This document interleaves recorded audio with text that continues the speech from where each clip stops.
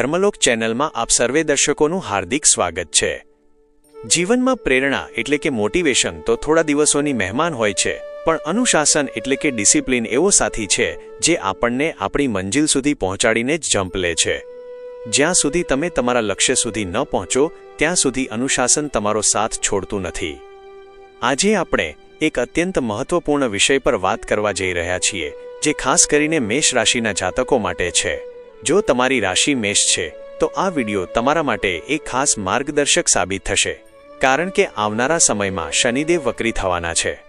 આ પરિવર્તનને લઈને સોશિયલ મીડિયા પર અને લોકો વચ્ચે ઘણો બધો ડર ફેલાવવામાં આવી રહ્યો છે, પરંતુ આજે આપણે વાસ્તવિકતા જાણીશું અને આ 138 દિવસો દરમિયાન તમારા જીવનમાં શું બદલાવ આવશે તેના પર ખૂબ જ વિગતવાર અને શાંતિપૂર્વક ચર્ચા કરીશું। આ વિડિયો તમારી સાથે એક ઊંડો સંબંધ બાંધશે, કારણ કે અહીં કોઈ ખોટી વાતો કે અતિશયોક્તિ નહીં, પણ માત્ર અને માત્ર વ્યવહારિક સત્ય જ રજૂ કરવામાં આવશે। શનિદેવ 26 જુલાઈની રાત્રે વક્રી થશે અને 27 જુલાઈથી લઈને 11 ડિસેમ્બર સુધી એટલે કે કુલ 138 દિવસ સુધી વક્રી અવસ્થામાં રહેશે। સૌથી પહેલાં તો તમારા મનમાંથી એ ડર કાઢી નાખો કે વક્રી શનિ હંમેશા નુકસાન જ કરે છે, કારણ કે શનિદેવ દર વર્ષે આ સમયગાળા દરમિયાન લગભગ 138મી 145 દિવસ માટે વક્રી થતા જ હોય છે। આ કોઈ નવી કે ડરામણી ઘટના નથી। ઘણા લોકો પોડકાસ્ટ અને જુદા જુદા વિડીયો જોઈને ગભરાઈ ગયા છે કે શનિદેવ તો વિલંબના કારક છે અને હવે તેઓ વક્રી થવાથી આપણને પાછળ ધકેલી દેશે, પરંતુ વાસ્તવમાં વક્રી હોવાનો અર્થ એ નથી કે કોઈ ગ્રહ પાછળ ચાલી રહ્યો છે। પૃથ્વી પરથી જોતા આપણને એવું લાગે છે કે તે પાછળ જઈ રહ્યો છે, કારણ કે આપણી પૃથ્વી અને તે ગ્રહની ગતિ વચ્ચે અંતર સર્જાય છે। જ્યારે પણ કોઈ ગ્રહ વક્રી થાય છે ત્યારે તે વધુ બળવાન અને ગંભીર બને છે। તે આપણને આપણા ભૂતકાળના બાકી રહેલા કાર્યો પૂરા કરવાની તક આપે છે। આ બાબતને આપણે એક સુંદર અને નવા ઉદાહરણથી સમજીએ। ધારો કે એક કુશળ શિલ્પકાર એક સુંદર મૂર્તિ બનાવી રહ્યો છે, પરંતુ ઉતાવળમાં તેનાથી કેટલીક નાની ભૂલો રહી ગઈ છે। હવે જો તેને થોડો સમય પાછળ જઈને એ મૂર્તિને ફરીથી બારીકાઈથી જોવાની અને તેમાં સુધારો કરવાની તક મળે તો તે મૂર્તિ પહેલાં કરતાં પણ વધુ ભવ્ય અને મૂલ્યવાન બનશે। વક્રી શનિ પણ આપણા જીવનમાં આ જ કામ કરે છે। તે આપણા અધૂરા રહી ગયેલા પ્રોજેક્ટ્સ, જૂના નિર્ણયો અને બાકી રહેલા કર્મોને સુધારવાની અને તેને પૂર્ણ કરવાની અદ્ભુત શક્તિ આપે છે। તે આપણને અંદરથી મજબૂત બનાવે છે અને જીવનમાં ક્યાંય ઉતાવળ ન કરવા માટે ચેતવે છે। મેષ રાશિના જાતકો માટે આ વક્રી ભ્રમણ 12મા ભાવમાં થવા જઈ રહ્યું છે, જે મીન રાશિ છે। 12મો ભાવ એટલે કે વિદેશ પ્રવાસ, હોસ્પિટલ, આધ્યાત્મિક યાત્રા અને ખર્ચનો ભાવ। તમારી સાડાસાતી પણ ચાલી રહી છે, તેથી જવાબદારીઓ વધશે, તે સ્વાભાવિક છે, પરંતુ આ સમયગાળામાં વિદેશ જવાની ઈચ્છા રાખતા લોકો અથવા લાંબા સમયથી જેમના વિદેશી વેપારના કામ અટકેલા હતા તેમના કાર્યો સફળ થશે।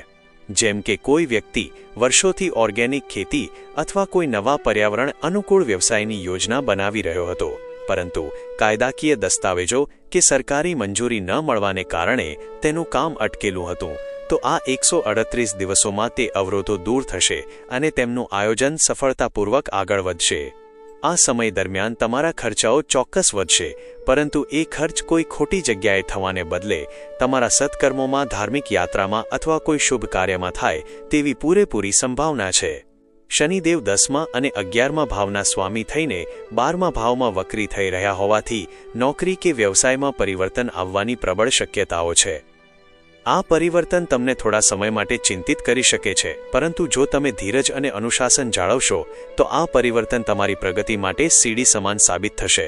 વક્રી શનિની દ્રષ્ટિ તમારા બીજા ભાવ પર, છઠ્ઠા ભાવ પર અને 9મા ભાવ પર પડી રહી છે। બીજો ભાવ એટલે આપણું કુટુંબ અને વાણી। આ સમયે તમારી વાણી પર ખૂબ જ નિયંત્રણ રાખવાની જરૂર છે। જો તમારી કુંડળીમાં શનિની સ્થિતિ બહુ અનુકૂળ ન હોય તો પરિવારમાં નાની નાની વાતોમાં મતભેદ કે ક્લેશ થઈ શકે છે। તેથી જ્યારે પણ બોલો ત્યારે વિચારીને અને નમ્રતાપૂર્વક બોલો। આ ઉપરાંત તમારા સ્વાસ્થ્યનું પણ વિશેષ ધ્યાન રાખવું પડશે, ખાસ કરીને દાંતની તકલીફ અને પેટને લગતી નાની મોટી સમસ્યાઓ કે ગેસ અને એસિડિટી થઈ શકે છે, તેથી તમારી ખાણીપીણીની આદતો સુધારો। શનિની દ્રષ્ટિ છઠ્ઠા ભાવ પર હોવાથી કોર્ટ કે કચેરીના મામલાઓ અથવા હરીફાઈમાં તમને સફળતા મળી શકે છે।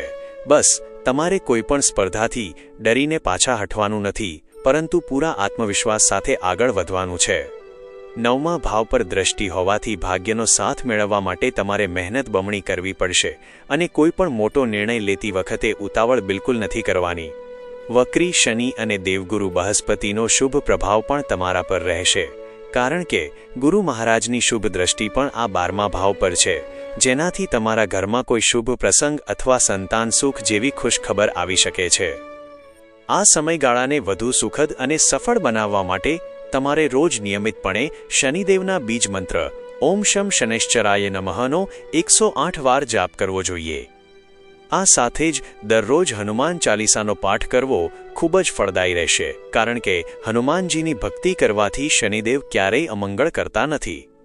મંગળના બીજ મંત્ર ઓમ ભૌમાય નમઃનો જાપ પણ તમારી ઉર્જાને સાચી દિશામાં વાળશે અને દરરોજ સવારે ઉગતા સૂર્યનારાયણને તાંબાના લોટાથી જળ અર્પણ કરવું તમારા આત્મવિશ્વાસને બમણો કરશે. જીવનમાં ક્યારેય ડરશો નહીં, કારણ કે ગ્રહો આપણને ડરાવવા માટે નહીં, પણ આપણને સુધારવા અને વધુ પરિપક્વ બનાવવા માટે માર્ગદર્શન આપે છે. જો તમને ધર્મલોકનો આ વિડીયો ગમ્યો હોય અને આવી જ સાચી તેમજ વિગતવાર માહિતી મેળવવા માંગતા હોવ તો આ વિડીયોને લાઇક કરો, તમારા મિત્રો અને પરિવારજનો સાથે શેર કરો અને ધર્મલોક ચેનલને સબસ્ક્રાઇબ કરવાનું બિલકુલ ન ભૂલતા, જેથી આવનારા સમયમાં પણ અમે તમારા સુધી આવી જ સાચી આધ્યાત્મિક માહિતી પહોંચાડી શકીએ. કમેન્ટ બોક્સમાં હર હર મહાદેવ લખીને તમારી હાજરી ચોક્કસ નોંધાવજો. ધન્યવાદ અને હર હર મહાદેવ.